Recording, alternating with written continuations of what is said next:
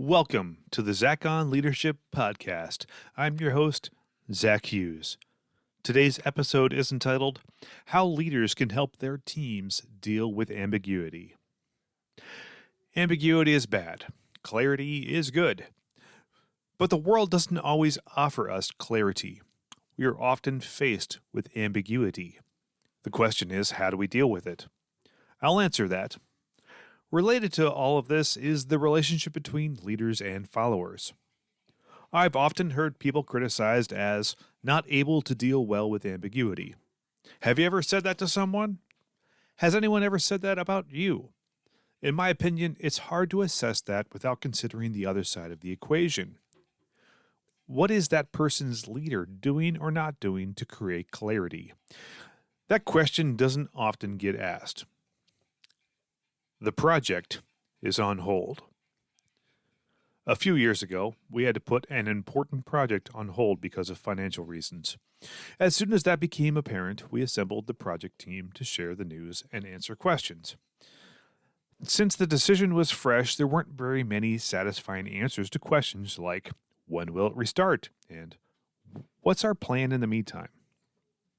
We committed to providing more updates frequently and involving everyone in the replanning process. The meeting after the meeting. It takes a little bit of time for implications to sink in, and there's always limited time for Q&A. So, before long, smaller groups gathered in various meeting after the meeting discussions. I was involved in one of these discussions where team members expressed some frustration with the ambiguity. That was understandable, but I offered this response. What would you prefer? To be kept in the dark long enough for us to figure it out without you? Or would you like to know now and then get involved in creating the path forward? You can't have it both ways. An open communication style. Different leaders have different communication styles. Some are closed by default. They treat all information as confidential and only share what they've been explicitly asked to cascade. They keep the rest to themselves. Other leaders are open by default. They share as much as they can with their teams. The only things they don't share are things that they know are confidential. When team discussions wander into confidential areas, the leader will respond, I know the answer, but I'm not at liberty to share. This maintains trust and keeps the leader from appearing evasive or uninformed. Sometimes I'll differentiate my language to add clarity. I'll say, this is what I know for sure, or this is my current opinion or interpretation at this time. Then my team members can know how much to stake on what I say. Every follower I know prefers to be led by the open by default leadership communication style, but it has some drawbacks. It tends to create ambiguity for teams. But not all ambiguity is equal. For instance, it's better to have a clear vision and mission and ambiguous on strategy and tactics than the other way around. Andy Stanley has a relevant quote, marry your mission, date your model, fall in love with your vision, stay mildly infatuated with your approach. From ambiguity to clarity. Our world is chaotic and increasingly so. I'm often reminded of the sobering quote from Justin Trudeau. The pace of change has never been this fast, yet it will never be this slow again. Leaders should not attempt to eliminate ambiguity.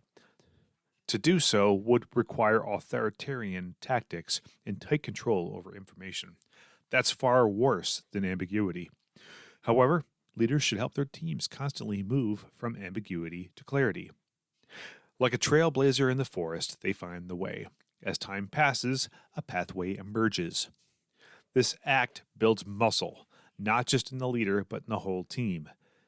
They begin to expect that all things ambiguous will become clearer as they proceed.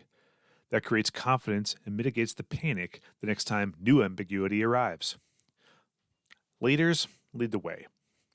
The next time you're in a conversation about how your team doesn't deal well with ambiguity, look in the mirror.